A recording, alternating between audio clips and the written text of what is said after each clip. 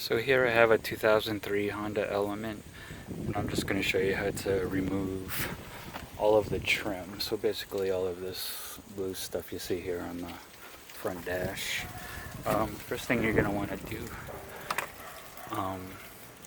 just to show you, I already started to pull everything off. Actually, it already is off, but I just wanted to make a video, so I kind of left it there.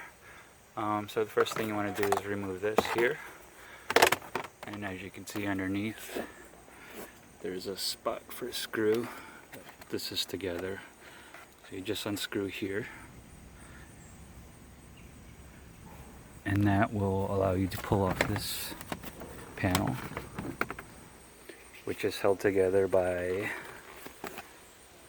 these clips here, and it's quite a few. But you just have to work those off, and on this little one here, this is also held in by a couple of clips. If you need access to it, you can just pull off the fuse panel here, and that'll allow you to get your arm up in there.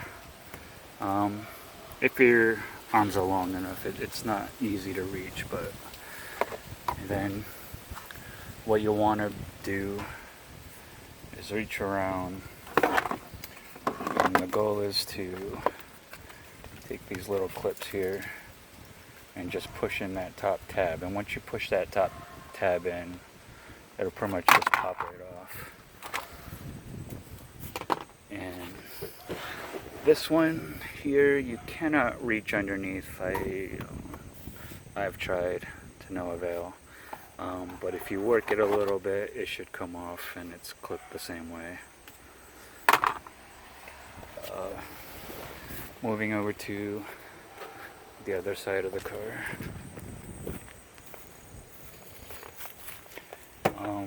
Like on the other side, you're going to want to rip this panel off. There's nothing holding it on except those little clips. And then there's a screw here you want to pull off. And then underneath, it's kind of hard to see, but underneath there's a spot for two more screws, all of which you'll be able to take off with a simple Phillips head. And then you can pry this off. And this is what it looks underneath. There's the screw holes there. And as you can see, there's two of them. And they can be accessed from the front. This last piece right here is pretty difficult to reach with the glove box on there.